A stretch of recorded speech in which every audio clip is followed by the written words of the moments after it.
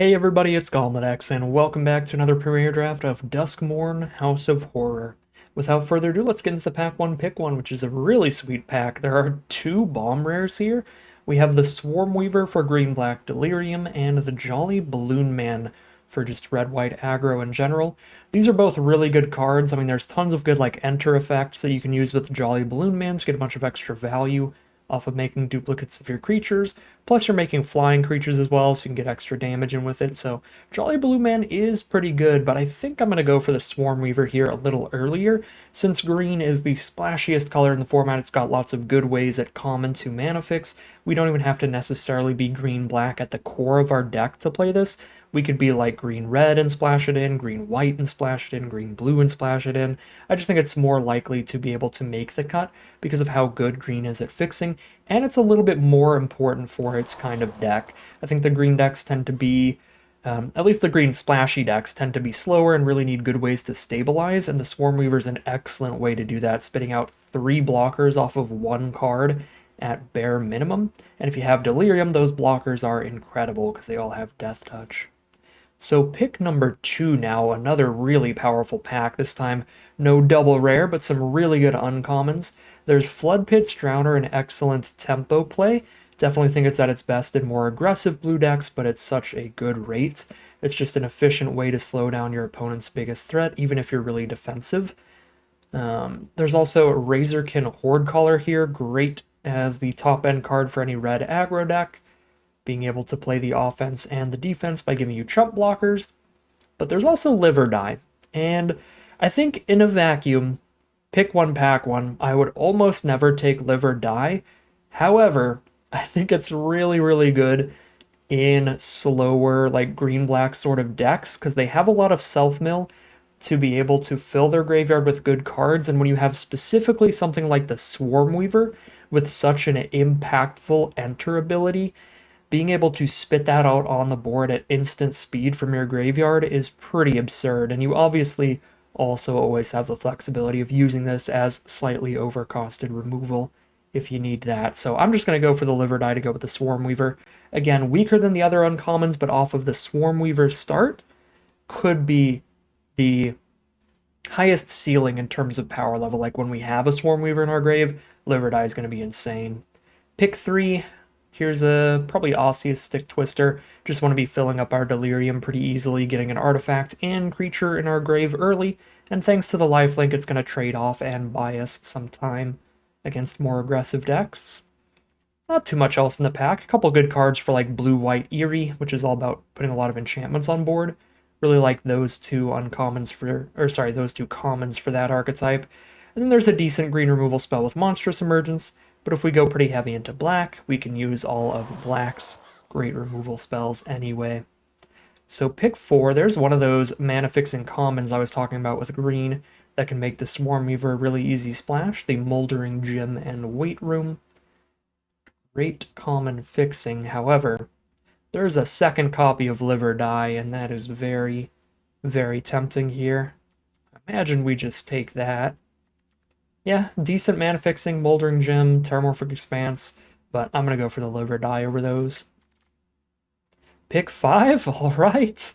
So Golgari is a great spot to be. When we say pick 5 Brood Spinner, this is Golgari's main signpost uncommon in the format. It hits the board as a 2/3 reach and surveils 2. So it lets you fill your grave when you play it and blocks pretty well. Just exactly what you want to be doing in the slower archetypes, and if it manages to stick around till you have 6 mana or you top deck it in the late game, you spit out a ridiculous amount of insects with this.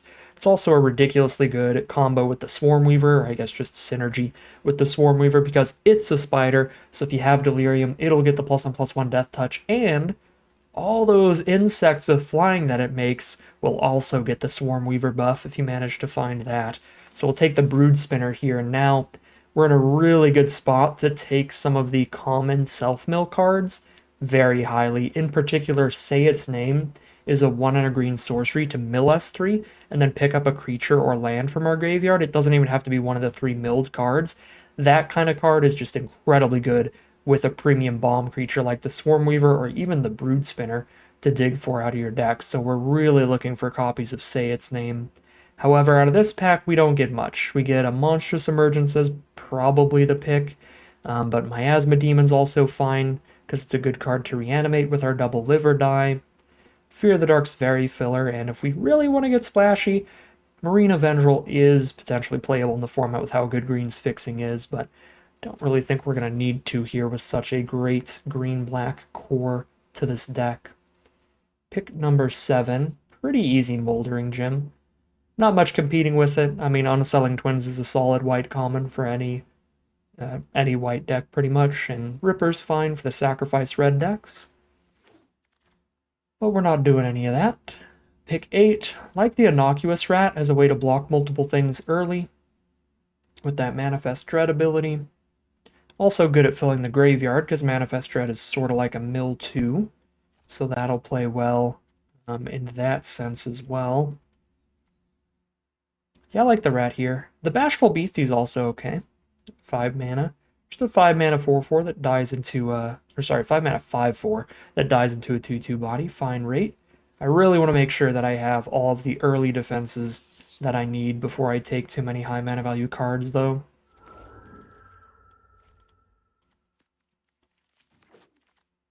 So ideally, I mean, now that I've got like 3 2-drop creatures, I can probably start taking some good top end.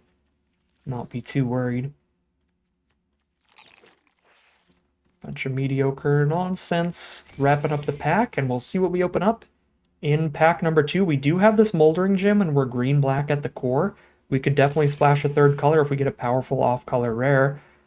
We don't get a powerful off-color rare, though. We get a powerful colorless rare, which is kind of perfect. So the one problem with Ghost Vacuum is that in order to get the maximum value out of it, you want to be exiling a creature from a grave every single turn.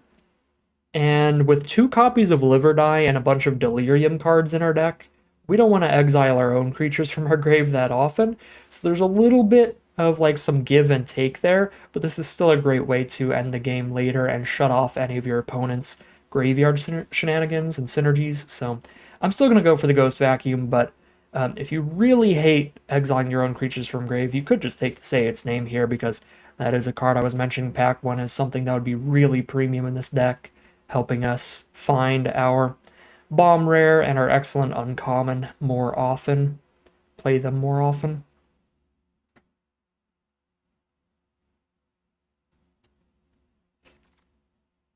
Ooh. Is Kaito even worth splashing, though? Kaito's so weird. Buffs all your ninjas. Surveil 2, draw a card if you damage your opponent. Tap a creature, put 2 stuns on it.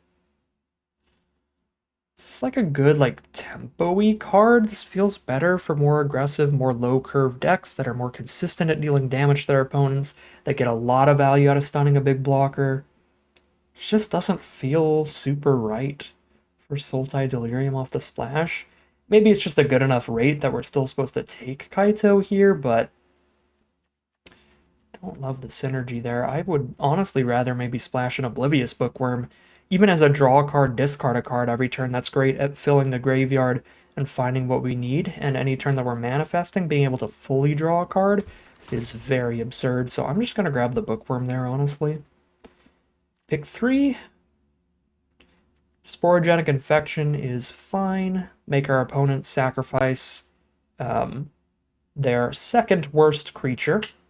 If they only have 1 creature on board, you can attach your own creature with this and make your opponent sack their only creature on board. If they have 2 creatures on board, you put this on their weaker creature and make them sack the other one.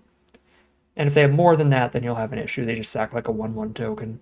You'll be sad. But usually I think this actually plays pretty good, and it's a really easy way to get an enchantment in the grave somewhat early, because you're going to be putting this on their 1/1 or 2/2 that's going to die pretty soon anyway. So I think I like Sporogenic Infection here, but all the Manifest Dread cards, literal Manifest Dread, Break Down the Door, and Innocuous Rat, are all certainly viable in this archetype too. Pick 4. Well, we already passed 1 copy of Say Its Name, so it's incredibly unlikely that we're going to get the 3 that we need to play an Altenac for free, but this is also a 9 mana 9/9 trample, or sorry, a 7 mana It's a pretty important distinction. A 7 mana, actually castable in a rampy deck with Moldering Gem. 7 mana, 9/9 trample that draws you a card when your opponent tries to kill it. So it's a good finisher. So perfectly fine with this card. Kona's conceptually a pretty fun idea, but never plays all that well. There's plenty of 2 mana 3/1s and stuff, like 2 mana cards that are going to make it so this is never going to get survival trigger unless you drop a 4-drop creature and have like a good combat trick to go with it. Theoretically, you could use it with like a vehicle or something, but the only vehicles in this format are at rare. I just find Kona's a little too hard and dirtily to get working that consistently to be worth it. Because there's also always the risk of also, like, you finally getting it to attack and survive and just already having 6 mana for your 1/6 drop in hand anyway. So pick 5. There's a Leech if I want to block early. A Survivor with a pretty good survival ability, turning our lands into pretty big threats. And then there's that kind of weak Survivor card. Yeah, I mean, it's a good ability if it survives, but we'd have to splash it in, and it doesn't have haste or anything to help get there. I just think Survivor's better. Root-wise, Survivor, that is. Second Altenac or second Moldering Gem? Or a Murky Sewer, even, if we're splashing in this Bookworm. Currently, I don't even think we have to splash in the Bookworm. This is, oops. This is just for if we can manage to get the good fixing.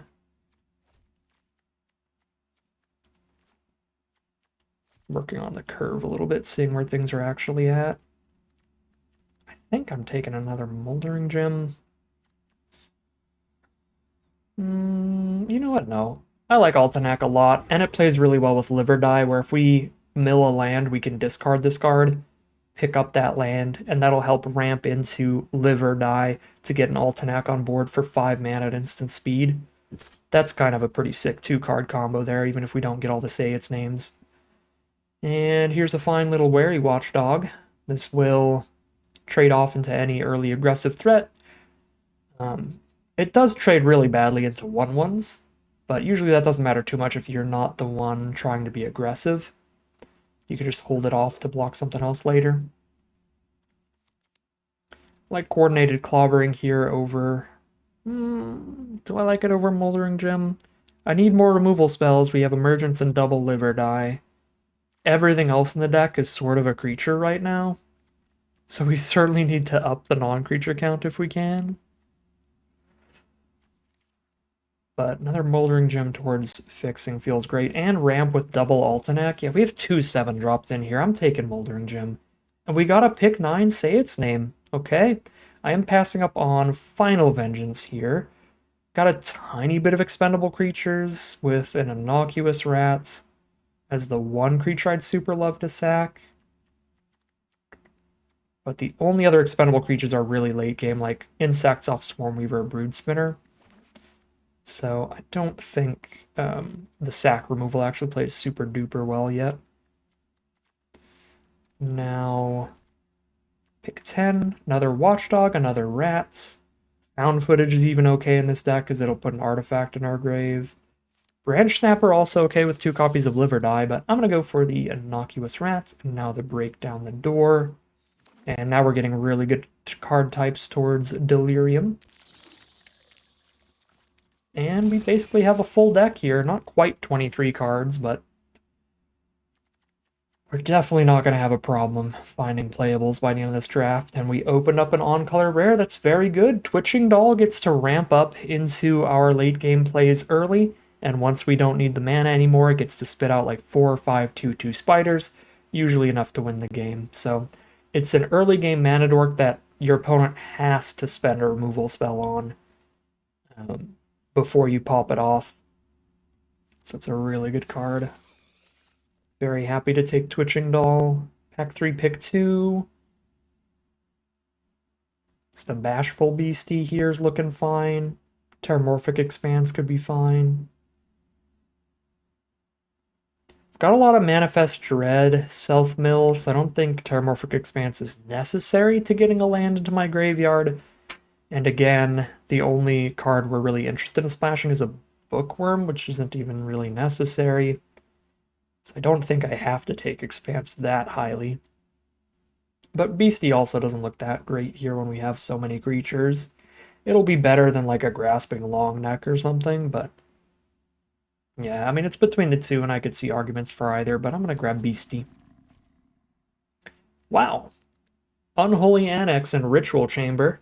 Pack 3, pick number 3. This card is just straight up excellent.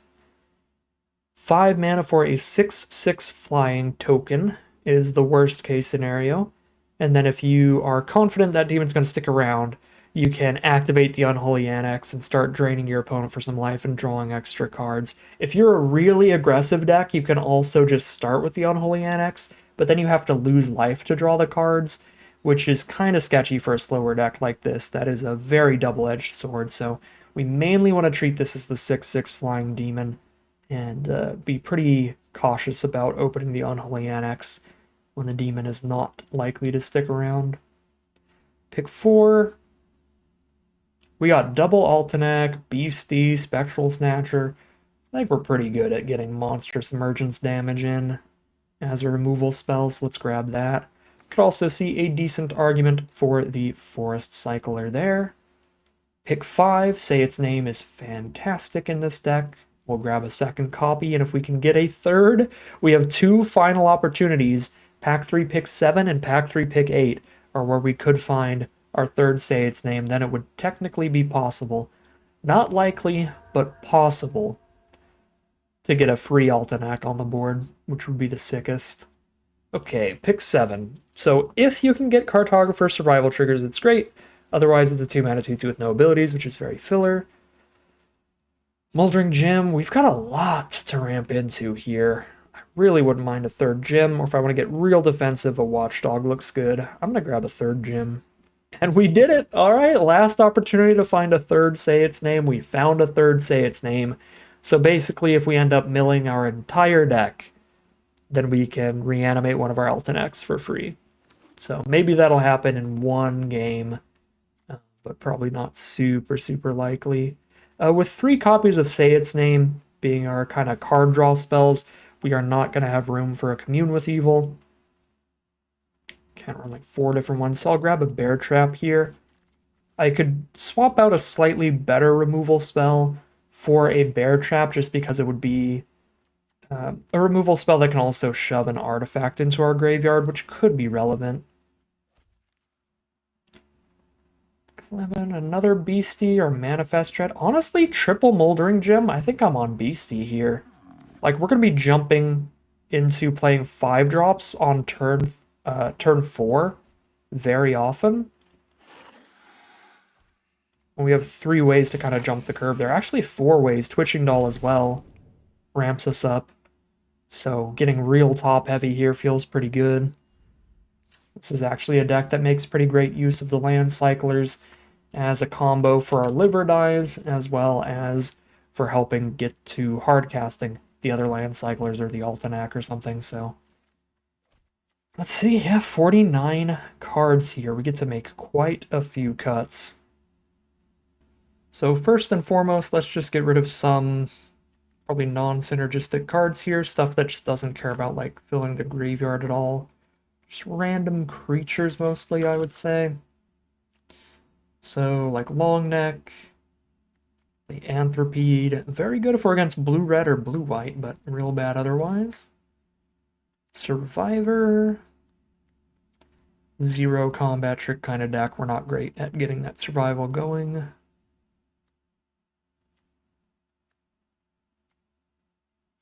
All of these are helpful with Delirium. I guess it's between like the Rats and the Watchdog for the most filler stuff there. But I could also see the argument for keeping all of them in and just having plenty of early blockers, especially considering we're not playing any creatures at 3 mana most of the time.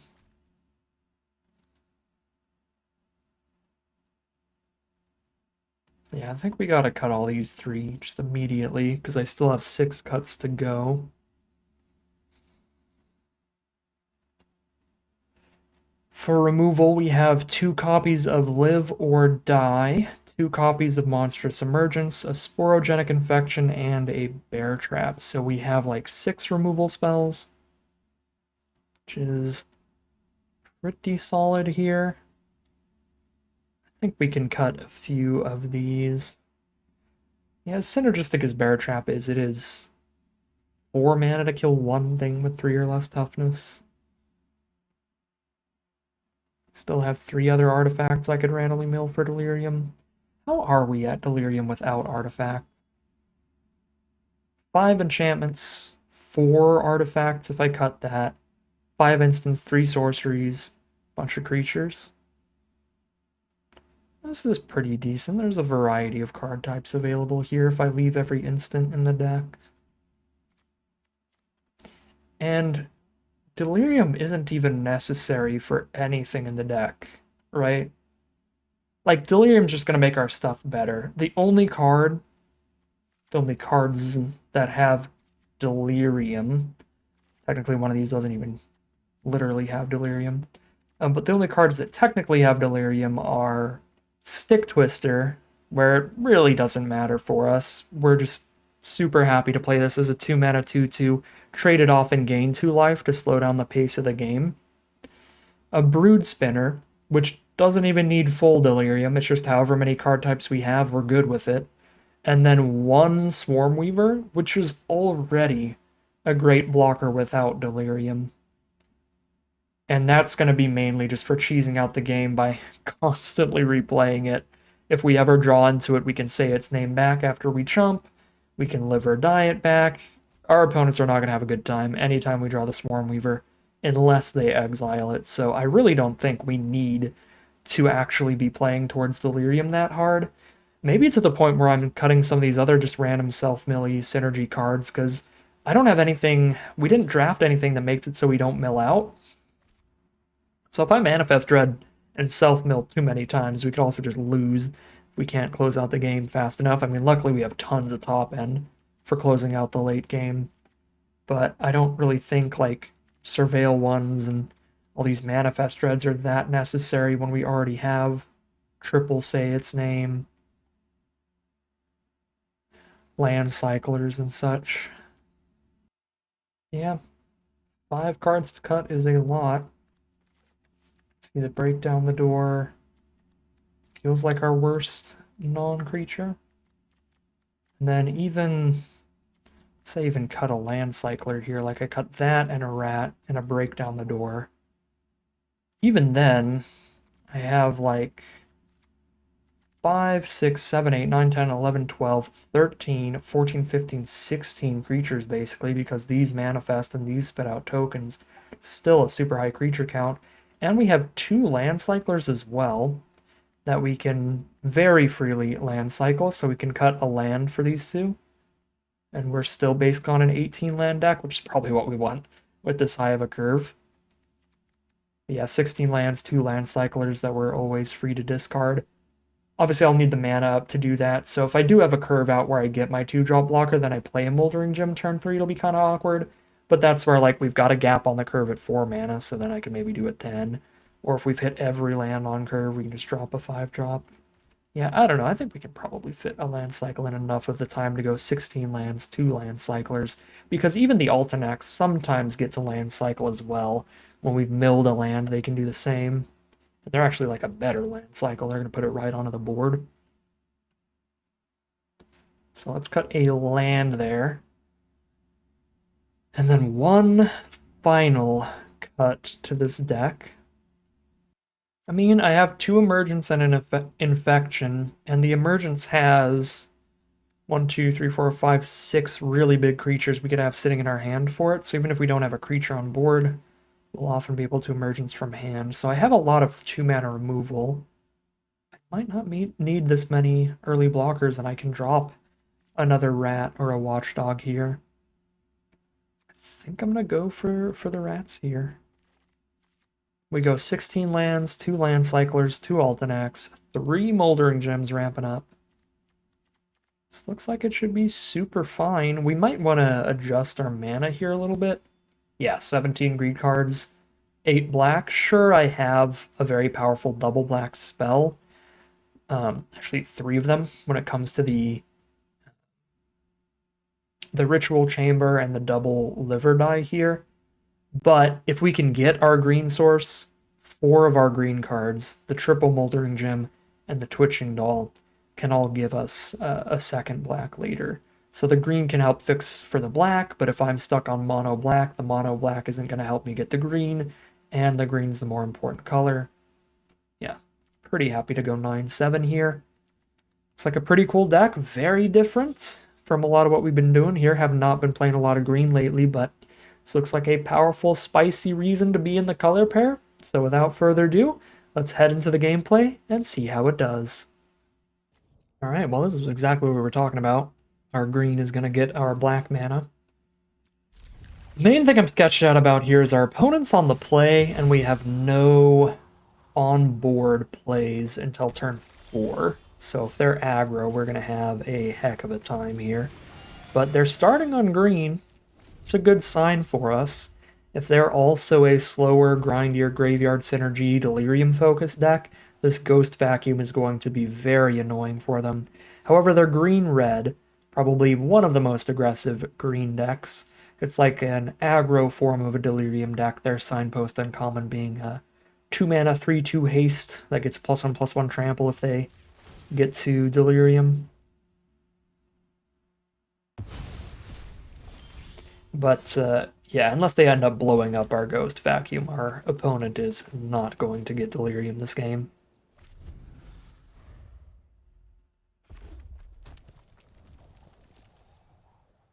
Well, this is the slowest I could imagine green-red playing out. They're not going to do anything till turn 4. Might just be a removal-heavy opening hand or something. We're just holding on to the Branch Snapper there because we already have all the mana to be able to cast it. Not on board, but we will eventually. Okay, so they are going to exile the Ghost Vacuum, but that still plays really well. Our turn 1 play got rid of their 3-drop creature, basically. Instead of getting a manifested threat on board to start beating us down with, they had to spend 3, put nothing on the board, just get rid of the Vacuum. So it bought us a lot of time, which is exactly what we need in an aggressive matchup like this. So still good work from Ghost Vacuum, even if it didn't do its bomb thing.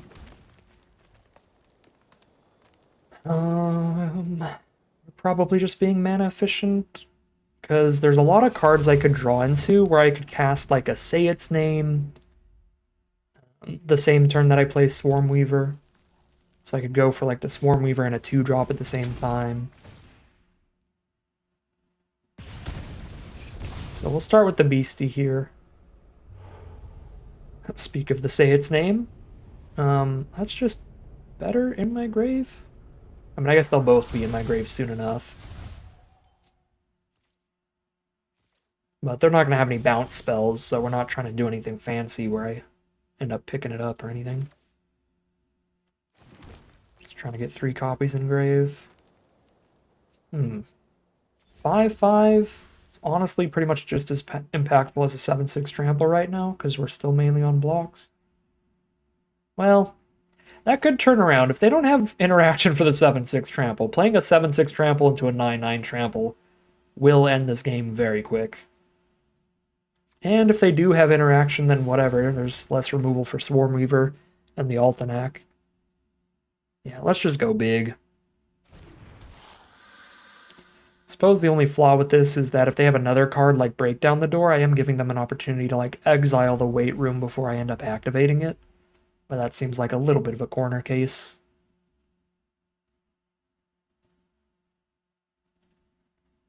There definitely is enchantment removal in the format like Break Down the Door, but I don't think there's that much to play around it that hard here instead of just going big. We're honestly going so big here that we're just attacking all.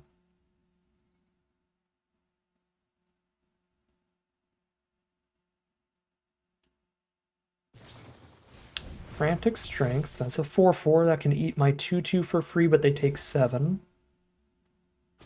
Sure. Still pretty good. And then here's Altanac.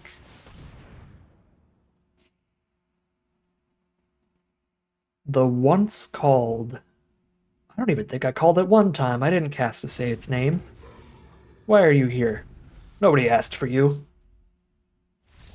Alright, our opponent definitely didn't ask for Altenac, because they are over it. Green-red, probably the color pair that's going to have the hardest time killing large creatures, as pretty much all of their removal spells are damage-based, either dealing damage equal to their creature's power, or dealing like 4 damage or 3 damage, or whatever the red spells do. So, just resolve some beef, and they're just going to have issues. So, we are 1-0 heading into game 2. Be a greedy keep. I top deck a forest and I'm super happy. Well, even if I top deck a forest, my opponent's aggro, we can still have really big issues because we're not like playing creatures till turn 4 once again. Then we're unlocking Ritual Chamber. You know what? Sand has multiple risks. If it doesn't hit a green source, we definitely lose. And even if it does, if they're aggro, we could still just get overrun. Okay, this is way better against aggro, and it has both colors. Just go boop, boop, boop. Actually, not in that order. We got to emergence first. We need a creature on board to do the infection. I think I have to get rid of one of these emergences, though. Kind of need to hit Swarmweaver, turn 4. I really don't think I can ditch a land. And the emergences only do 2 damage right now, which might not be enough, so I think infection is probably a little better. If we resolve a Swarmweaver, then we will definitely be able to enchant something with the infection, even if they only have 1 creature on their board.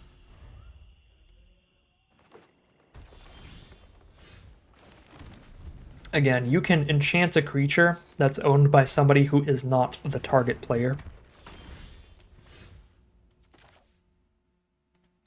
which is why you can even enchant your own creature and make them sack their 1 thing on board. The only problem with that is, like, now when your creature's damaged, you destroy it, but you just put it on a 1/1 flyer. Oh, how bad do I want to buy time here?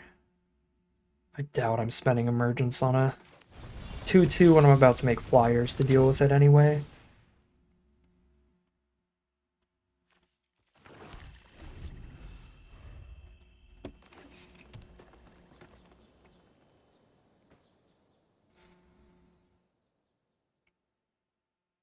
We might even get extra value off of the infection here. If they play a 3-drop we really want to kill, we get to put the infection on the cheerleader, and then one of my 1/1 flyers blocking the cheerleader kills it, which is a really big deal. Because then I don't even need Delirium for Swarmweaver to play super well. Oh. This might be wrong, but I'm playing for mana efficiency here and going for Beastie, because now if I top deck a land, I can play Swarmweaver and Infection in the same turn. Get as much on this board blocking as possible. If I spend this turn on just Infection, I'm missing out on a lot of extra mana worth of plays here. And clumping my hand up with a bunch of 4 or 5 mana stuff that'll be hard to cast together in 1 turn.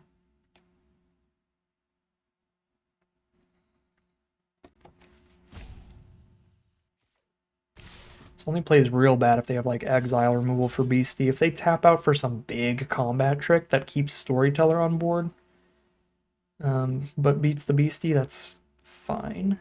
We still get a 2/2 blocker out of the interaction, and I can Infection away the Storyteller next turn, while hopefully also playing Swarmweaver.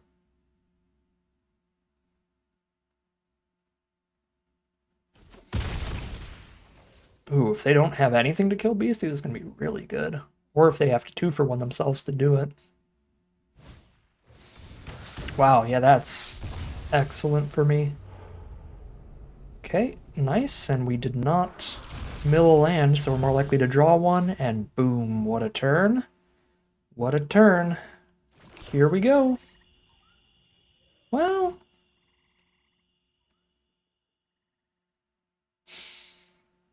I still have an emergence left over if I infection here.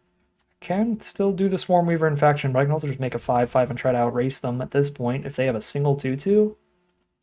Now I can outrace a single 2/2 with this beef. I'm gonna play it really safe and just have all the removal left.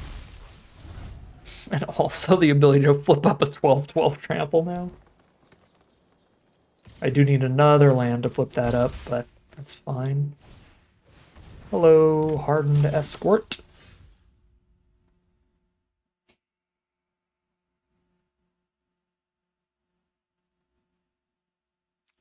Go for the outrace here, right?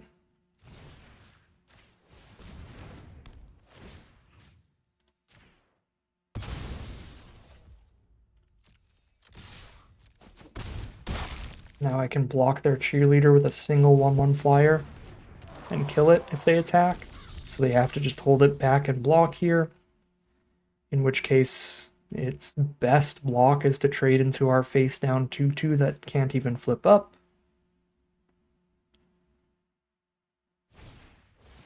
There's a Glimmerlight. Okay, making it a 3/3 does make it block a little better. Or being angry is a thing too. I am super surprised by still swinging, but I guess they're like, well, it can't block well anyway.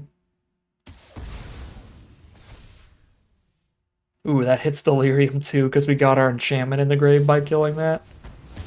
No, my Ultideck! How did they know? How did they know? Well, I'll say its name. I'd love to. That would be hilarious and flavorful. But it's certainly better to just immediately get something on the board so it's not summoning sick next turn. Yes, I can say Ultinac's name and have an Ultinac in my hand, but it's better to get another threat on board than it is to get another threat in hand. Especially with opponent at 5 life right now. Alright, that trades into Snatcher. That trumps 2/3, they take 4 and go to 1 life. If I emergence, they're just dead. I have to emergence their Glimmer, because if I emergence the long neck, then they gain some life. This way they don't gain the life until they're already dead. They get the life gain trigger on the stack, but they've already died to combat damage. Boom, that is game. I guess they don't even get to put the trigger on the stack because they're dead. Yeah, if I killed the 5/3 with the emergence instead, then they'd be at 1 life there. They'd get another draw step. Either way, things have been playing out super well for us so far. Also super simple. Just great work from the deck. We are 2-0 heading into game 3. Alright, well, we'll see how this plays out. I've got an early blocker against aggro, and then Double Say Its Name can pick up that early blocker in a worst case scenario kind of matchup. In best case scenario, we're just getting to a Ritual Chamber and going crazy, and this might be best case scenario, because if I say its name to guarantee the land, I Moldering Gym next turn and Ritual Chamber turn 4 on the play. Feels worth it. Swamp. Oh. Well, Swarmweaver's a magic card. And I still milled 3 cards closer to my next land.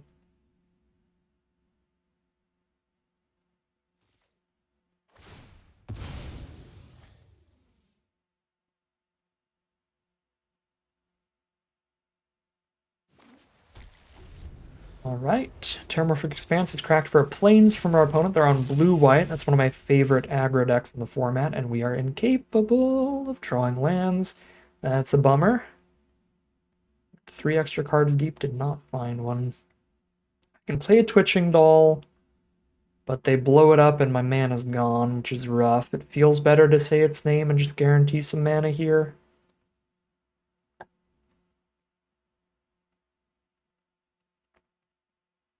I guess if Twitching Doll ends up in my graveyard, then when we play Swarmweaver, it has Delirium. But I think I still have to say its name. We just have to hit the lands. There we go. Like, if I just play Twitching Doll and then they put the thing that makes it a 0/2 onto it, which is a common, we're having a super bad time. If they play a land and then play the 3 mana exile target creature, which is also a common, we're having a super bad time. This just feels much safer, because those cards are quite likely from the blue-white deck. They're at the lowest rarity available, and they're very high picks in those archetypes.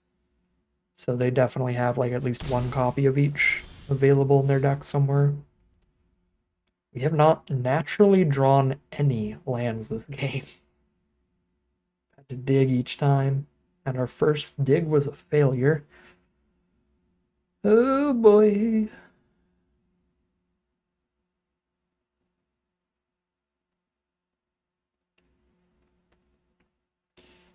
Technically only taking 2 next turn. Or sorry, 3 next turn. If they don't play enchantments, but they're probably going to play enchantments. We'll see.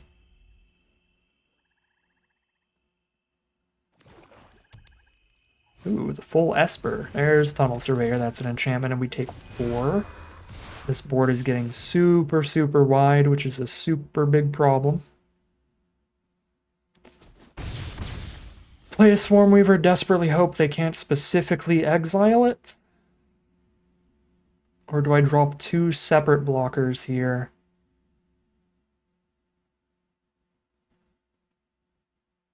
If Swarmweaver resolves and then they don't specifically exile it, like Swarmweaver and Deliver Die is going to be insane.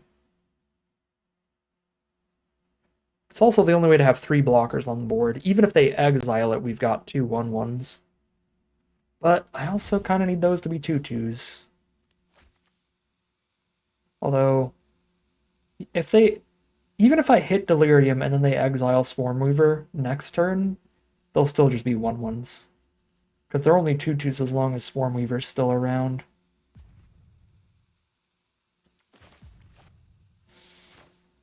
I really don't know here, but I'm going to go for Stick Twister plus Watchdog. 2/2 lifelink and a 3/1.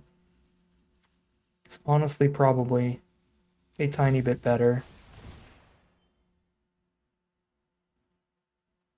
Oh, and we're at Delirium.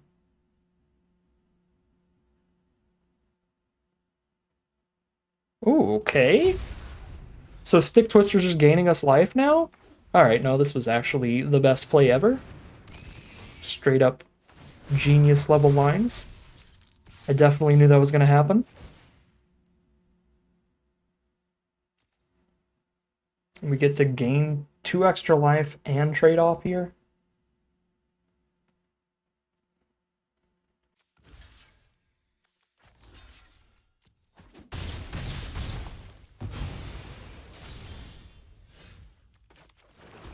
Ooh, there's a live or die mana. Spell an Altanac. Instant speed, but feels like it'll be better to just pick up a Swarmweaver. And Swarmweaver's better against removal here. As long as it doesn't exile.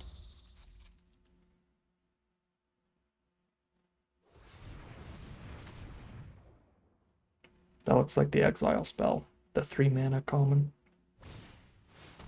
It's not! It's a telephone! Put away your Samsung Galaxy. This is Wizard Fantasy game.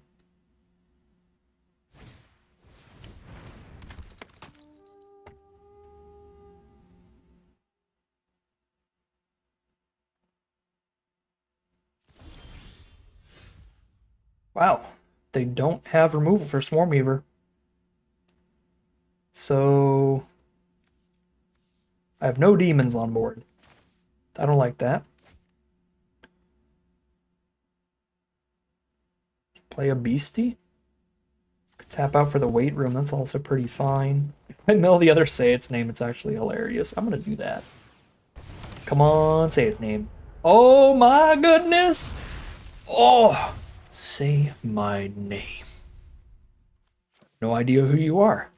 Yeah, you do.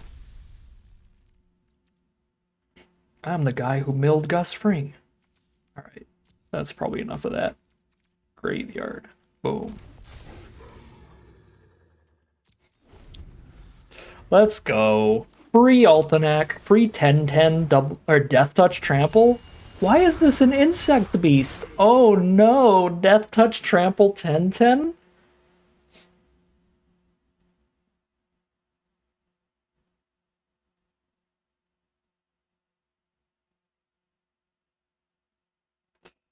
Oh, if you've never seen how Death Touch Trample works before, it's a nightmare. I only have to deal 1 damage to anything they block who have assigned lethal damage to it, so I get to, if they chump block with a 1/1, well, I guess that works the same as trample. If they block with like a 7/7, I can do 1 damage to the 7/7 and 9 to their face.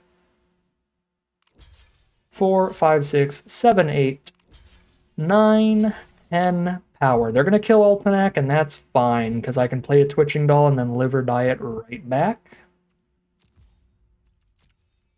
I also get to trample for 5 here, because they blocked with 5 creatures. I only had to deal 5 to the creatures and send 5 at the face.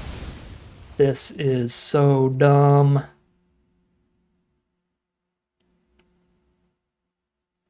At least they get to phone a friend. Get their Who Wants to Be a Millionaire lifeline.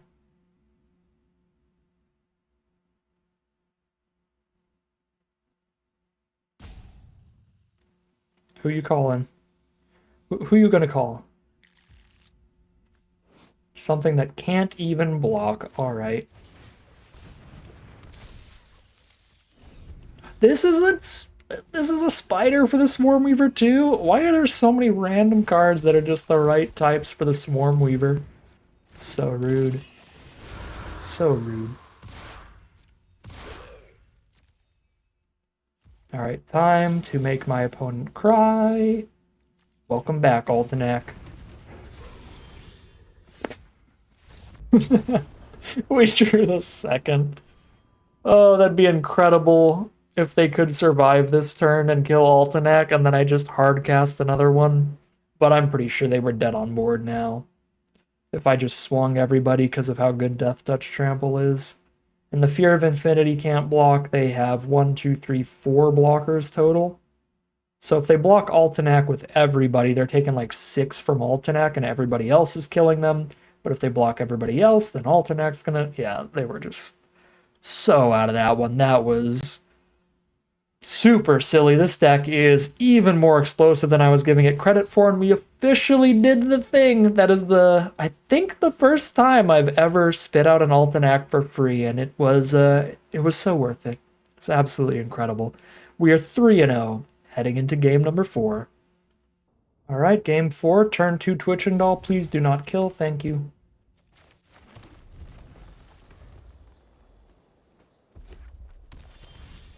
Land 3, if they don't kill the Twitching Doll, we're double spelling. Playing 2/2 drops on turn 3. Don't do it. Don't you dare scorch my Dragonfire. And they didn't. Hello, Ghost Vacuum. I would play you, but not right now. Got better things to do. Am I an aggro deck this game? What's going on? Land 4 is enough to play Ritual Chamber if they don't kill the Twitching Doll. I guess I've got the Snatcher if they do, right? I can cycle it and still do that. Yeah, I'm actually going to keep the Infection then.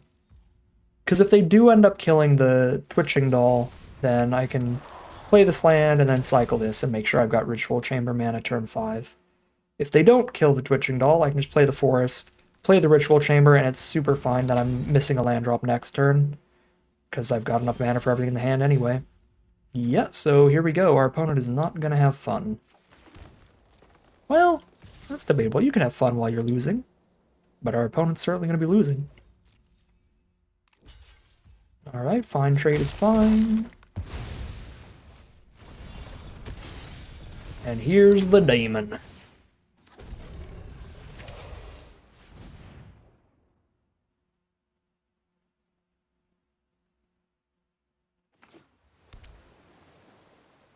They've got all the room mana in the world. They have 6 mana if they want to play some rooms.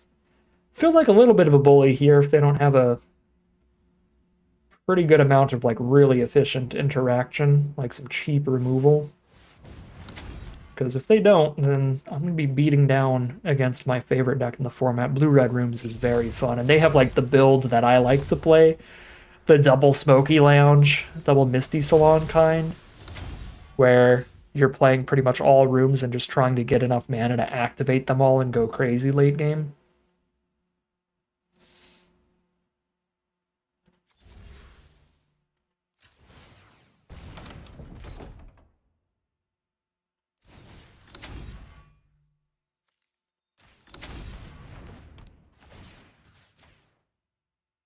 So here's one of those circumstances where it's good to know that you can enchant your own creature. Because I'm pretty sure we're just wanting to wipe the board here and start draining life with this Annex to close out the game ASAP. Feels better than playing the Ghost Vacuum there, which was basically our only other option. Now they need to double Salon, in which case they go down to 6 maximum.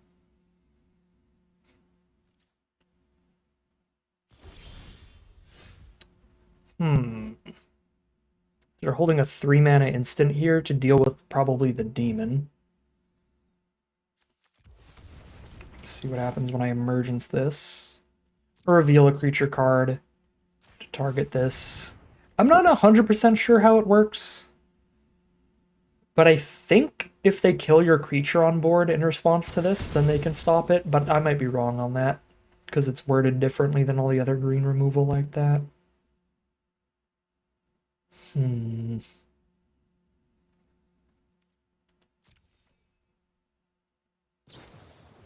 Flood Pit's Drowner is the play. Stun the demon here.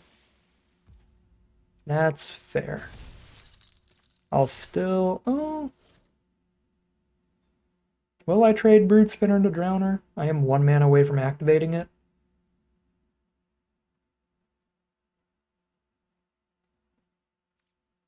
Nah. This is the one problem with infectioning your own creature now. It trades down into a 2-1. Or would have traded into the ticket booth 2-2. If it didn't die to Infection's ability.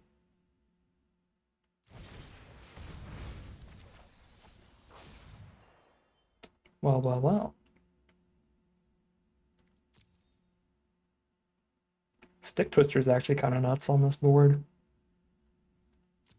And I don't have Altanac mana anyway. Oh, I guess if I get rid of the Stick Twister, I don't have Delirium anymore.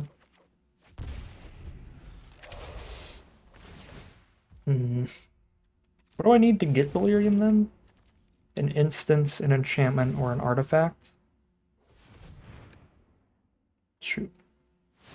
Maybe I should have just taken the Forest then. I don't think I should have taken Altanac. But because Stick Twister doesn't have the Delirium, it's actually not that great.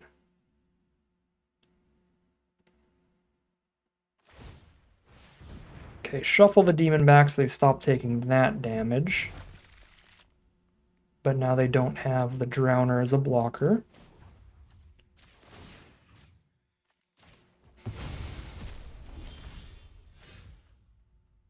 And we can be like, hey, play a Pyroclasm or Super Mega Die, basically.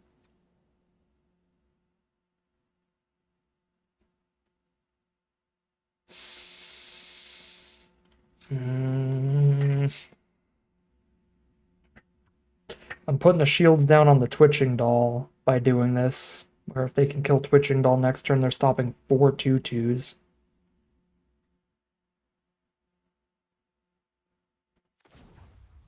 Guess I'd rather they stop the Brood Spinner than the Twitching Doll then. Let's just get the spiders. Which also gives me the Delirium for the Stick Twister. So they have to start sacking their rooms or discarding cards, because they certainly can't afford to pay the life.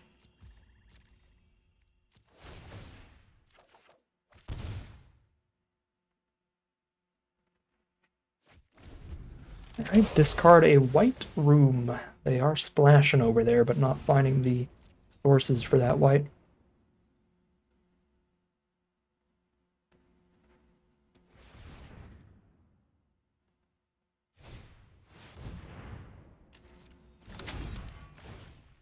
Triple Misty Salon Draft Pod.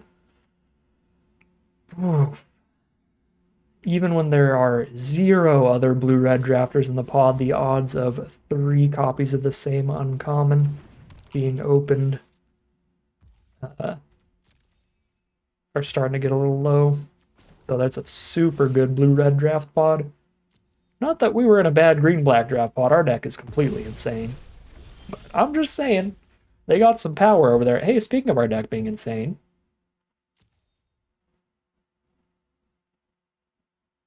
I'm Heisenberg. 3 blockers. Block, block, block. Take 1, 2, 3, 4. They just take 6 on board, and they only have 1 red mana up. Okay, well. Boring win. Literally could make an Altenac here, but it's probably better to just win the game. Yep. Well, in my heart, we say it's named an Altenac 2 times. I could have still done it there, but it's better to see if this resolves, and if somehow this doesn't work out, then we're just getting it main phase 2 anyway. I guess we could have. We could have just done it. What was 1 red mana gonna do to stop it anyway? But again, we had on board lethal. Didn't need to prolong it out. We are 4-0. We remain undefeated as we head into game 5. Okay, game number 5, ramp it up with a twitching doll and double moldering gem. We're just having infinite mana, and we're using that on Altenac, the once called.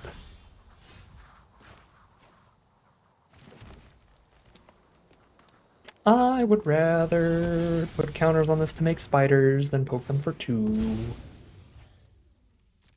Although, I guess it is debatable, right? Because if they do have removal for Twitching Doll, then we might as well have gotten 2 damage in with it before they just kill it next turn anyway, right? Like they just cast a Monstrous Emergence.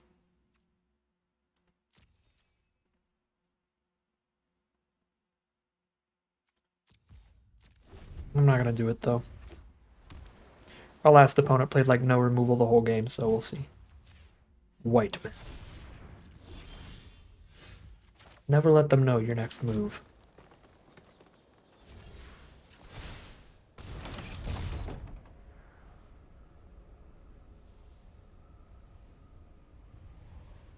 I hope you have a counterspell in hand. Yeah, let's go. Get got. Nice counterspell. I'm activating abilities this turn.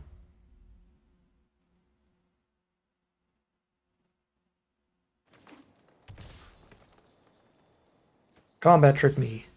I don't care about my 5/5 forest. Sure. Now you can't kill Altenac with that. And now you're tapped out from your counterspell for Altenac. Woo!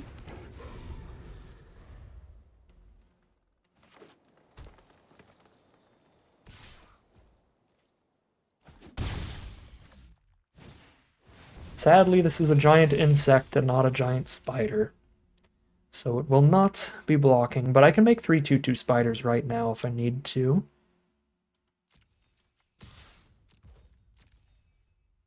Can I have 8 mana? Is there any point with 8 mana? There's no point in having 8 mana right now. The only point would be to be able to pop out 4 spiders with the doll, and the longer I wait, the more likely they are to be able to find something to kill doll, because it is a sorcery speed ability to make the spiders. So I think I'm just popping it now. Now they have like no counterattacks available.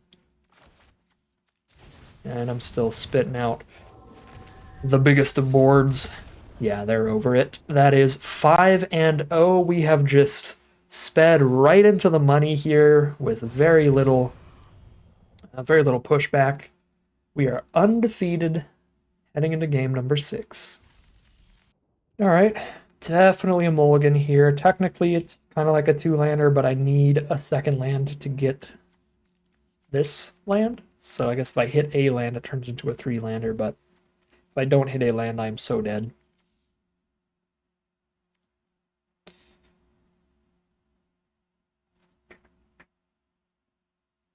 Double live or die, though.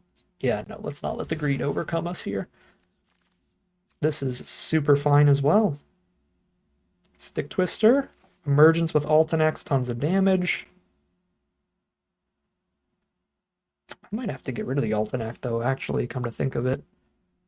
7-drop? I do have a Moldering Gem, but I won't have the Moldering Gem if I keep the Altenac, because I don't think I can get rid of these 3. I'll call you later. We'll hang out a bit, Altenac. I'll call you.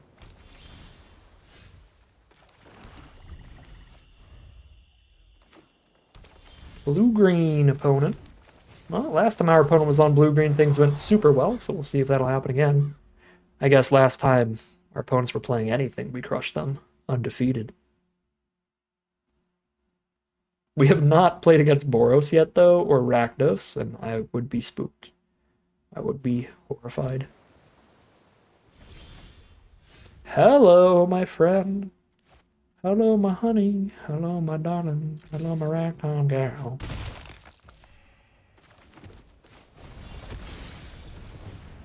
Is this the same opponent? Are they gonna have the stupid 3-2 manifest thing? Honestly, I wouldn't mind. Just put a 2-2 on board this turn is fine. Alright. It is not the 3-2 counter it, and then I get to manifest.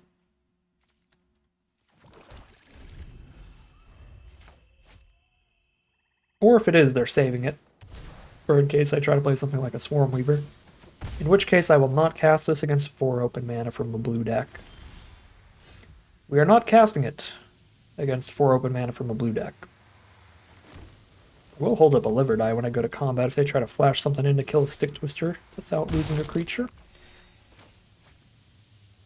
Say its name's pretty fine here. I'm not holding up Liver Die anymore, but I would rather not use that just to kill something when I can use it to reanimate a Swarm Weaver later, which will be much better.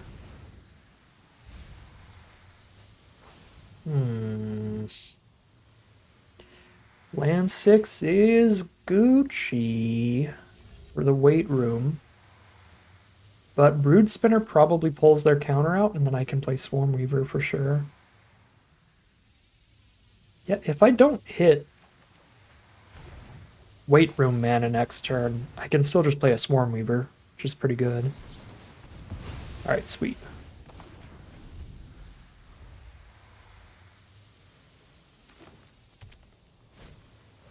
Oblivious Bookworm, they do not have double blue up anymore, and now they don't even have any mana, so Swarm Weaver is coming in hot. This Bookworm is annoyingly good, though. This card is secretly a rare. Disregard the rarity symbol. 2 mana, 2/3, draw a card every turn. Well, land is still good here. Super efficient turn. Unfortunately, I can't Monstrous Emergence the Bookworm because it's got that thick booty. 3 toughness is too much, and even if I get Death Touch, Monstrous Emergence does not work with Death Touch. I learned that the hard way. I think I did it the wrong way multiple times, trying to kill something with a Death Toucher with this thing. It's probably not good, but if they kill Swarm Weaver, then Live or Die is pretty sweet.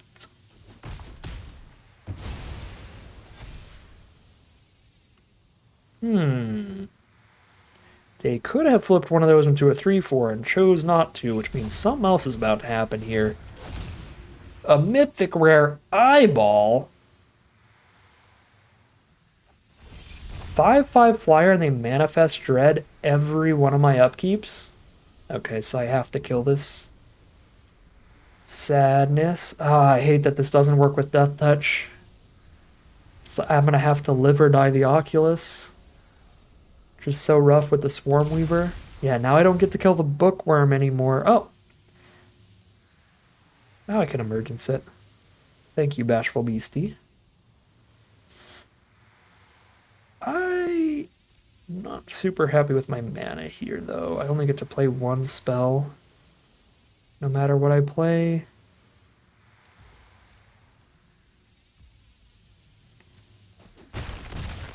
It's gotta be Emergence, because Live or Die can do more than just kill something later. And we have to kill the Oculus. Or it's gonna manifest every turn, which is gonna make Bookworm stupid every turn.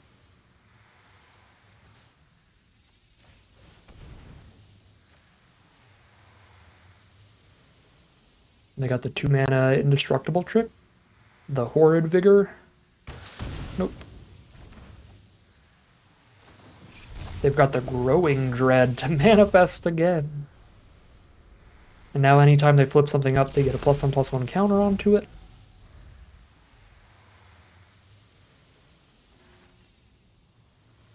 $22-12 here. Maybe attacking with these was a tiny bit bold, but I mean, those are pretty favorable life totals to race.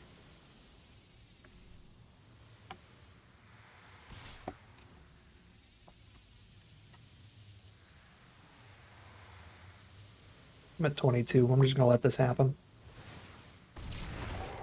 Okay.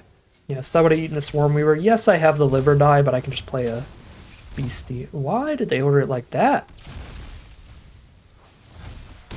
Oh, I guess it would have been the same number of +1/+1 counters either way. Because it would be like, when they flip it up, they get a +1/+1 counter on it. And then this is like, well, when they manifest, they get a +1/+1 counter on it. Alright, cute. Unfortunately, we need to block now. This Bookworm is just going to keep ensuring more gas is coming.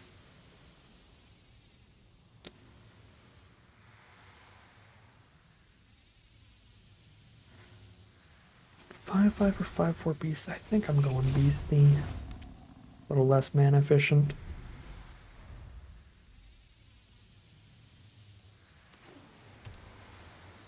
Two cards in their hand.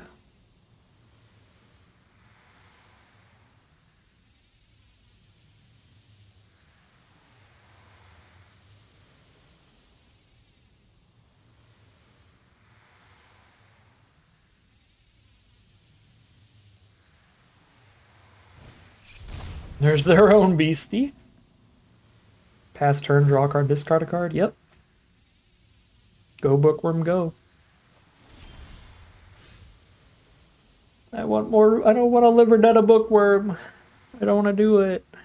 You can reanimate Swarm Weaver.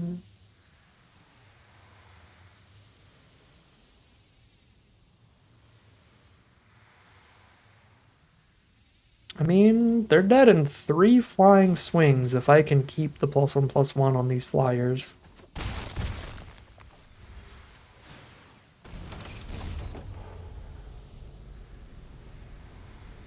I got a land in my grave, right? But not an enchantment. Yes, so let's put the enchantment in the grave. Guess I can play around a bounce spell by putting the infection on the board. But now I've got some redundancy in my delirium. Which could matter for Swarm Weaver if they randomly like exile a card from my grave or shuffle something back in. Piranha Fly. Block one of my flyers. Oh, attack. Attack, they say.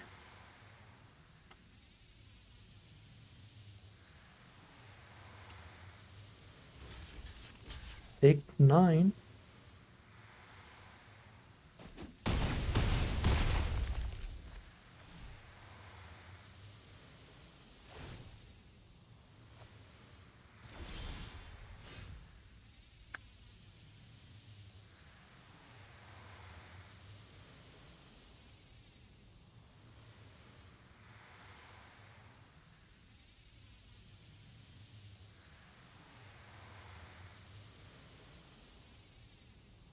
This race just got so much closer.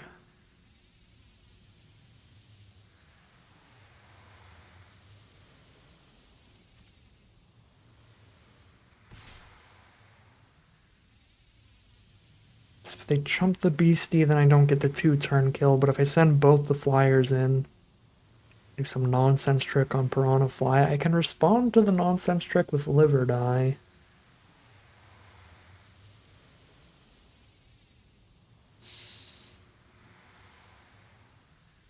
It just feels better to send one creature in and have 3 up on blocks.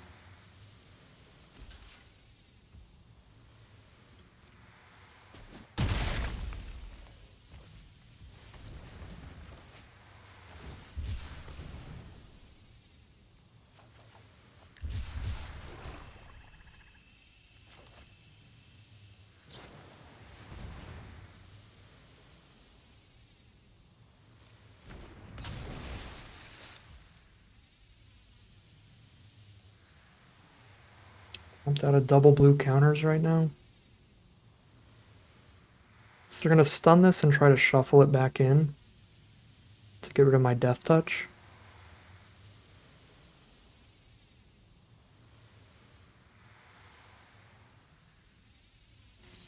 I have to live or die this Drowner while they're tapped out of double blue. That's the safest line.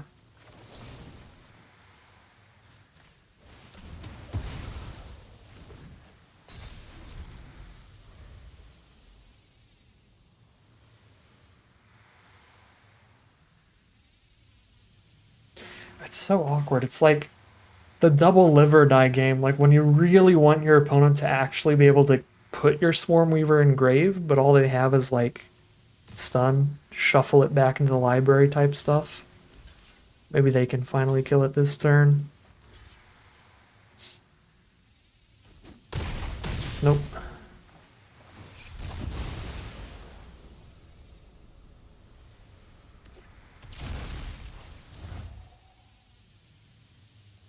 Had to mill a Monstrous Emergence.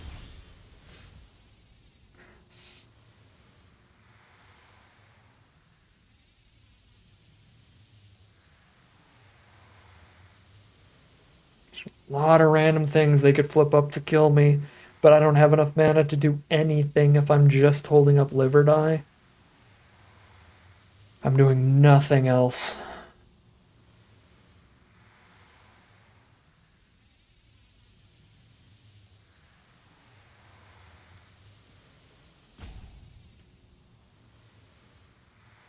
It's still safer to just hold up a live or die than it is to hardcast one creature. But if I hardcast one creature, I can see if they have a counterspell right now. Oh. Stress.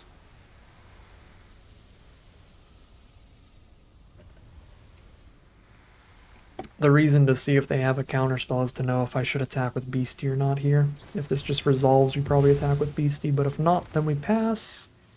Yeah, this played better than holding up Live or Die, because Live or Die just gets twisted. Certainly better for the weight room to get twisted than that.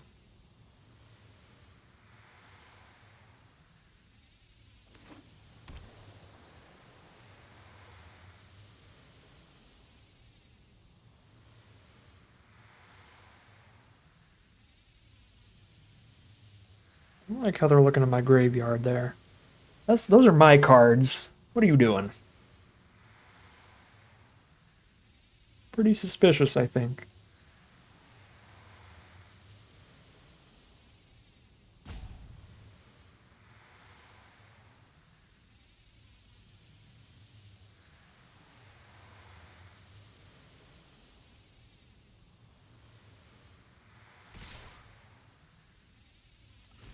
Coin flip time. Which one of these is not a face down creature? Do do do do do do do do do do. Oh good, I blocked the wrong one. I love coin flip magic. Literally lost the game on a coin flip, man.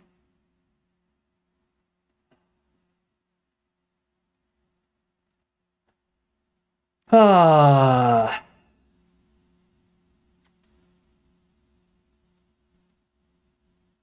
That's so frustrating. The other one couldn't flip. Well, what are you gonna do about that? 5-1, heading into game 7. All right, here we are for game 7. No green is real bad. The black spells don't even do anything because I can't infection if they only have one creature out and I don't have a creature of my own. I obviously don't want to live or die till late, although the swamp cycle into the live or die works well. I guess if they're a slower deck, this is a fine start.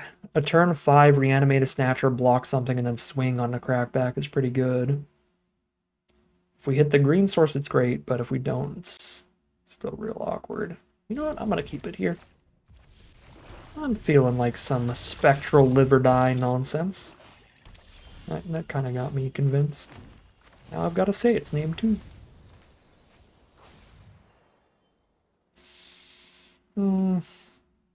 Keep the Watchdog here. Now I can cycle Snatcher, play Watchdog. turn 4. Or actually just play Watchdog next turn. Super fine. I don't have a turn 3 play, so we can cycle Snatcher turn 3. Or what am I talking about? It is turn 3. I don't know. I'm going to stop commentating. My brain shut off. 1, 2, 3, 4, 5. When I blocked the threats around every corner instead of the shark at random, my brain just shut off. I'm like, ooh, okay, we're playing lottery wheel magic today. Oh. Well, that was the best draw in my whole deck.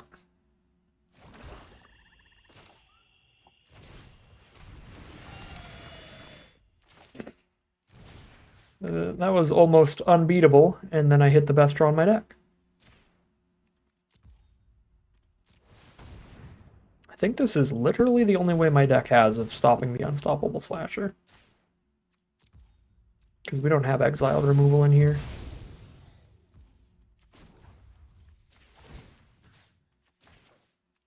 Get into the vacuum.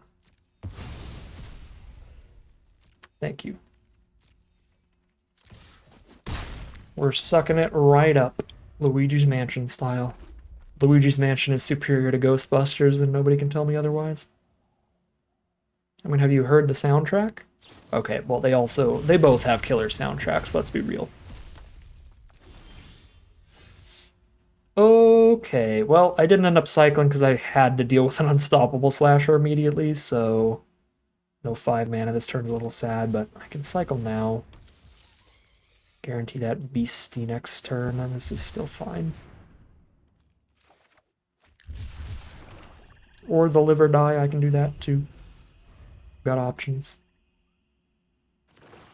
5 mana, Razorkin Horde Caller, wonderful card. So 4/4 spitting out a 1/1 every time any creature they control attacks, but just once per combat.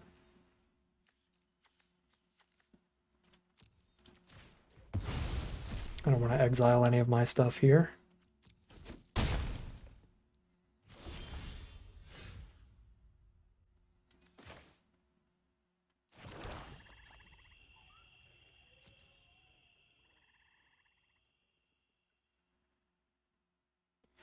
Live or die does seem better than Beastie right now.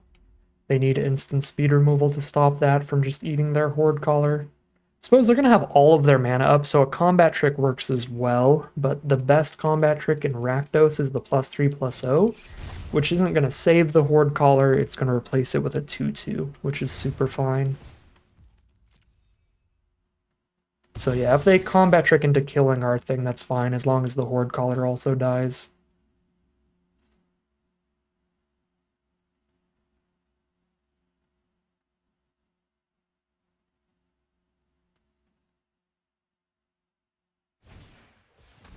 Ooh, exile removal on Twitching Doll is less fine, but there's nothing I can do about that. I can add a blue.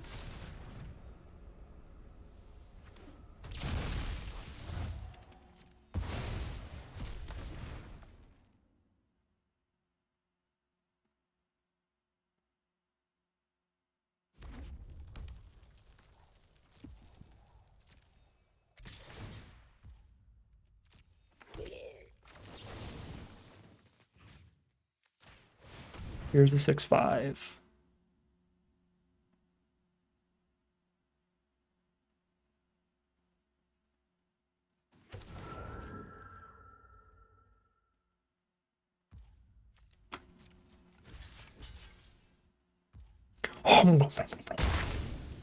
It's like that one clip from Monster House where the dude runs up and he just eats the thing and then he runs away.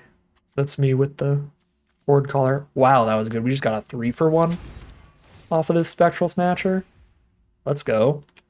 I will kill your Horde Caller and your Glassworks and make you discard a card. And then I'll get a hasty 1/1 flyer that spits out a 1/1 gremlin on the ground every turn. Do I do this right now so they can't top deck into artifact removal, or do I wait another turn? I'm gonna wait another turn. They hit artifact removal, I am going to cry. But if they don't, then I'm going to get 3 flyers, which is better.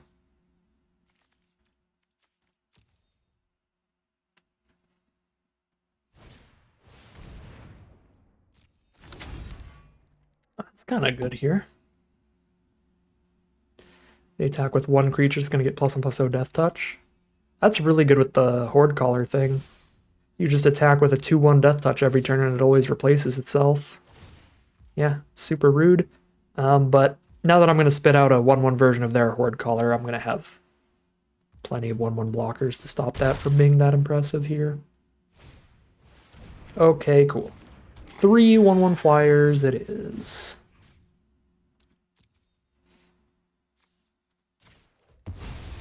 One of which has a really good ability here. Pop open the Poltergust. Oh my god, 2 of them have really good abilities. I completely forgot that there's an unstoppable slasher in there. So my 1/1 flyer is going to hit them for 8 damage if it gets in. It's a little bit better than a 1/1 flyer. Just a little bit. However, when it dies, it comes back to its owner's control? Yeah, I don't own this card. I control it, right? If it had no counters on it. Okay, it has a flying counter on it, so it doesn't matter. If it dies, is what happens right now.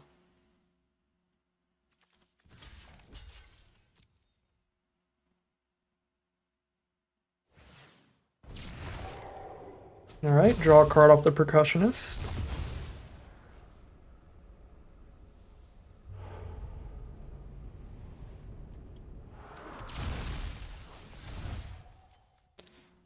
One more say its name. Oh, that's a very good hit. The Painter's Studio Defaced Gallery, mainly for Painter's Studio right now. But Defaced Gallery means they attack with a 1/1. It's a 3/1 Death Touch right now. No! Man, goodbye, Unstoppable Slasher. Painter's Studio found the removal to exile the Slasher, so we can't have their life total here.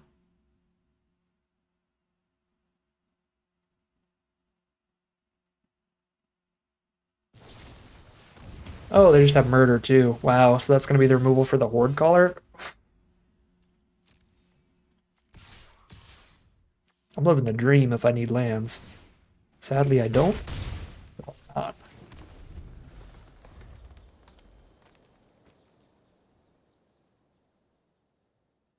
Goodbye, Razorkin Horde Caller. It was fun while it lasted. Alright, well, we got a Ghost Vacuum to pop off, but sadly the game is even. Because while we got 1 Ghost Vacuum to pop off, they got like 3 draw 2s going on here. With that insane little Clockwork dude into the Painter's Studio, and they have the Derelict Attic still as well.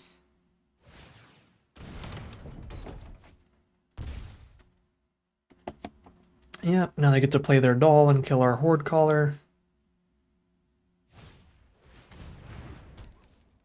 At least they actually have to sack something to kill the Horde Caller, since they played the doll this turn too. So they're missing out on some value. They probably just sacrificed the Shattered Yard.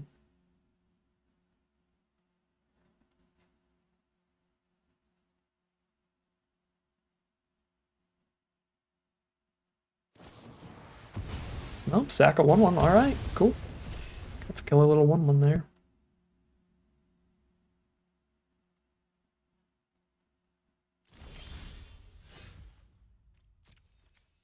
Man, oh man.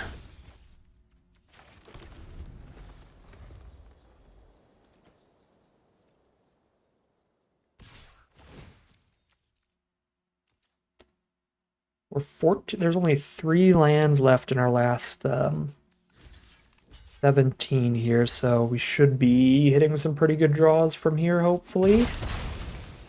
Statistically, it would start to get real insane. We still hit lands. Oh wait, we're not even running 17. We're only running 16 lands, and we've hit 14. There's only 2 left? Yeah, I think there's only 2 left. So yeah, we should be in a pretty good position now, because it should almost always be spells off the top at this point. Because yeah, that's 10 right here, and 1, 2, 3, 4 in grave. Yeah, there's literally only 2 left in the deck. We are golden in the top deck war now.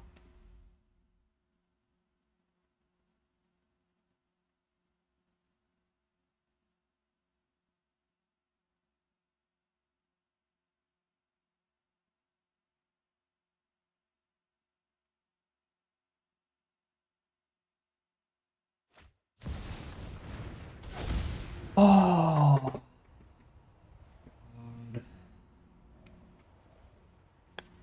I don't know if I've ever beaten the Roller Crusher ride yet. That card is incredibly absurd. The full-on one-sided board wipe.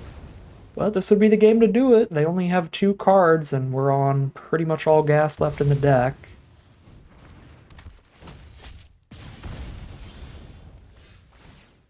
Stick Twister's not horrible here. It's not as good as I was making it out to be, because they can just like sack the Roller Crusher ride, which is doing literally nothing, and then they can just sack the Shattered Yard, which is doing very little.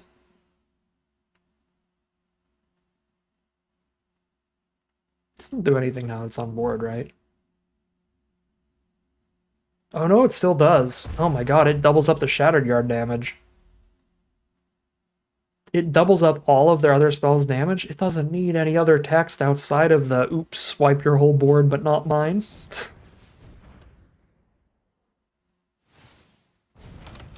It's a mythic, so it's for constructed formats, but it is absurdly powerful in draft. But I suppose it does need all that extra text for constructed. Alright, hello 4-2 Menace. Monstrous Emergence. So Monstrous Emergence itself deals the damage, not our creature, so we will gain no life off of casting this. Oh my god, it's doubling up the Needlehead damage? Too?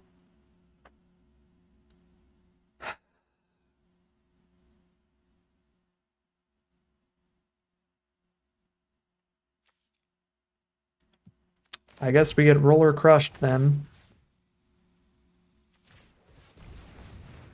I can't believe I have to shoot that and then just attack and accept the trade here.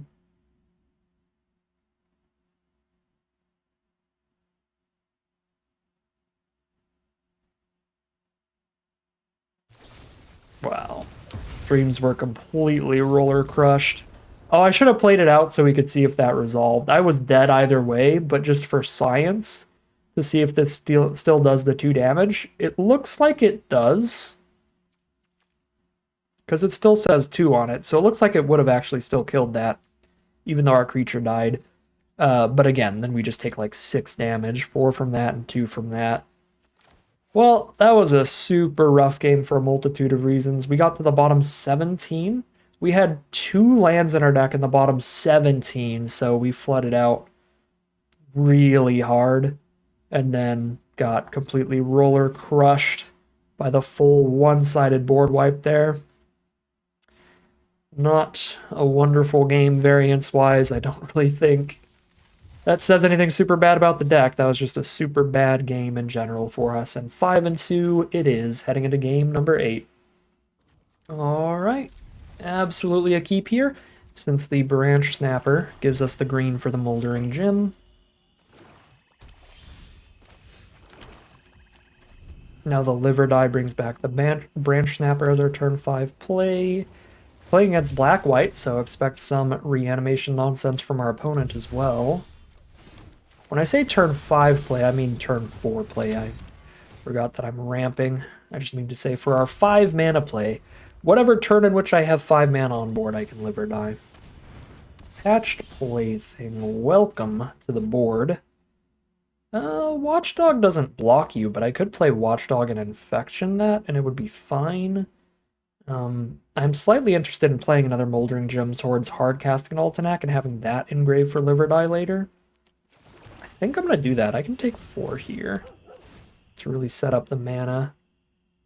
I should have Moldering Gemmed first, so the Surveil actually mattered. Because I'm like, wait, I'm about to shuffle my library, so this surveil does nothing. I sequenced that out wrong, and we missed out on a surveil.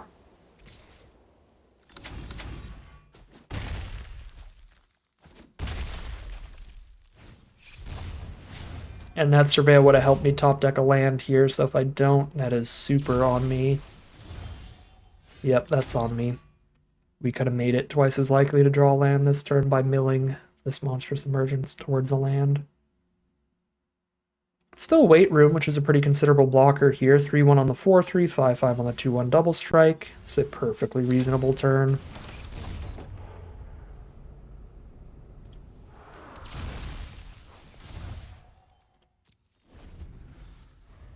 I guess they could spend their whole turn moving the machete to the plaything, and then I can just trump it.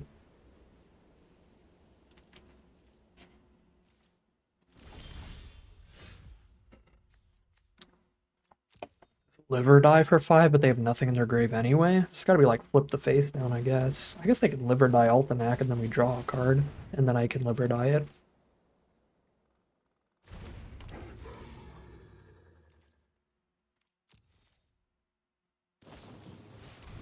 Appendage Amalgam, it is none of the above.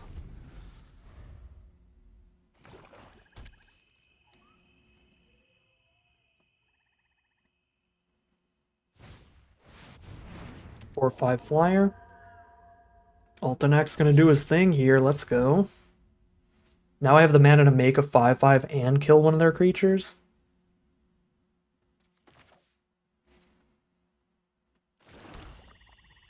Do you have any blocks that kill Altenac if I live or die in response? Yeah, but it would involve them losing their entire board.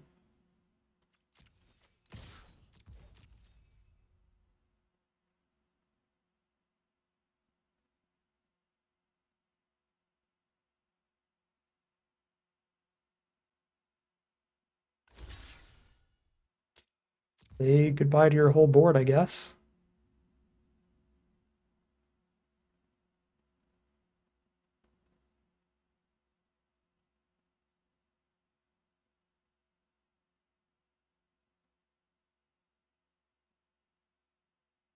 Yeah, so Altenac dies here either way. Because if I live or die the 4-5, Altenac takes 4, 5, 6, 7, 8, 9 still. So I want to just resolve this and then finish off the spirits with like an emergence instead. Or an infection instead, so that I can live or die back the Altenac.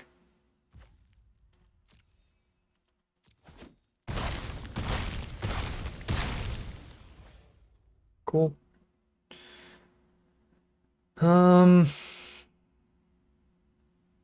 Go emergence, because infection could theoretically kill bigger stuff.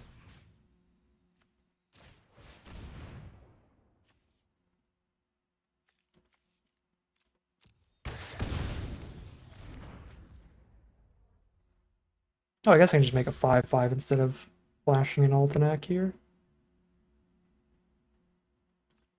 9-9 trample is way better than a 5-5 though.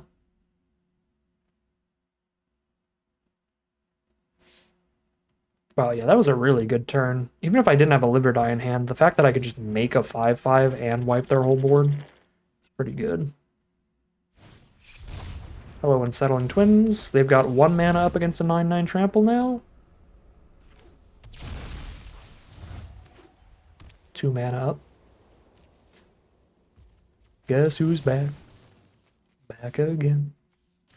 Altenac. Called again. No! The worst straw! How will I ever win now?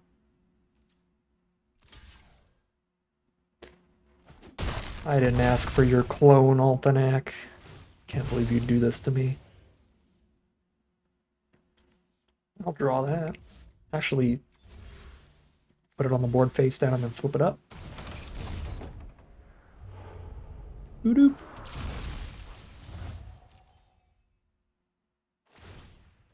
They did get to see exactly what it is, but I don't know how much that's going to help them at 6 life over there. They already can't afford to kill anything but Altenac if they want to survive.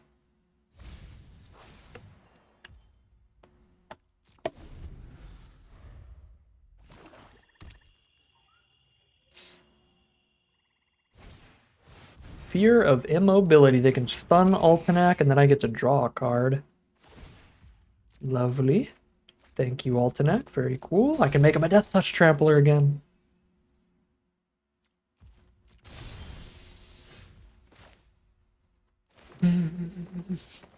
Go ahead and set. They're over it. It's fair enough. I was gonna be like, go ahead and sack the 4/4, and then here's my Delirium Boy, and we will kill you in 2 turns. But they're over it. We are 6-2 now. So we've made it to the final boss here.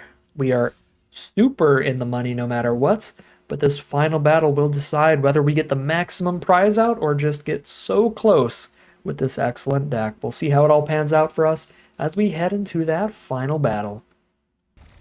Say my name. Come on, one more. Wait, maybe I'll mill it off Brood Spinner. That's a way to win. Come on. Come on. Well, 2 cards closer. And that guarantees I can get lands off Say Its Name if I need them. Come on, come on. Oh no, it's the Boros match. It's the Boros match. That's what I was the scared of the most. Luckily, I'm on the play here at least. I actually just blow up Arabella because she's a lot of damage. As they spit out a bunch of creatures, she's draining me for life for all their creatures on board.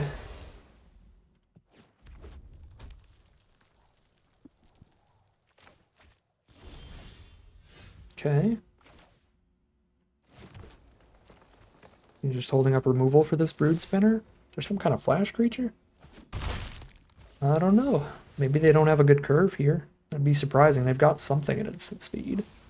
Hello, beastie. That's the play for next turn. I'm just going to do that and hold up the land cyclers to guarantee that I have land 5 next turn. I could Say Its Name, and I can pick up a land with that. But I'd like to have the Say Its Name to be able to pick up creatures at this point, because it's looking like that's going to be pretty relevant. I think I'm going to go for Trample over Ward. That might be wrong. Oh, I didn't even need to. Aw, shucks.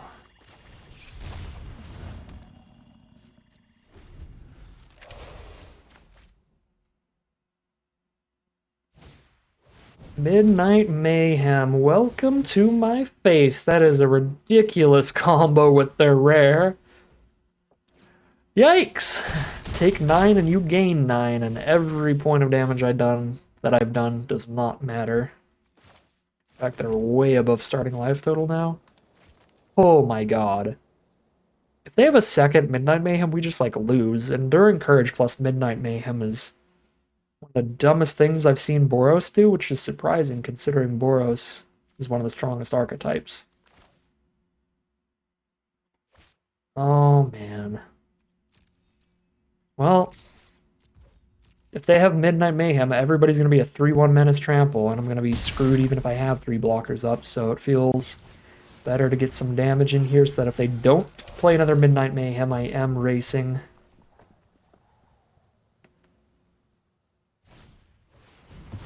Oh, I should have kept the Ward card. Sad day. Okay, a Gremlin. Not a Menace, sir! Stop with the Menace! Menace to society. Yeah, Boros being Boros. Here's the +3/+0 trick that's absolutely egregious. Yep. Well, we were never winning that game. That's just Boros. Kept the worst matchup for last, sadly. To give us the auto lose. I mean, if they just didn't have Enduring Courage, we would have had a pretty real game on our hand, but Enduring Courage Midnight Mayhem is one of the silliest wombo combos I've ever seen in this set. 9 damage. Unless I trade 2 cards into a 1/1. Well, not 2 cards. Unless I trade Brood Spinner into a 1/1. Which was not worth it, because if they don't find like a lethal kill, being able to pop the Brood Spinner is one of our best ways to stabilize later. Alright, well, that was dumb. I could have played slightly less aggressively, but again, I don't think it mattered, but this kind of curve out from Boros with the Enduring Courage nonsense. 6 and 3, it is so close to greatness, but some brutal losses hold us back. In particular, I think the second loss was the most devastating one. That felt like the most winnable game, but everything going wrong. Top deck wise, the amount of lands drawn. But yeah, I think all three of our losses, our opponents had some really sweet decks that were really popping off, and we had some pivotal things go wrong.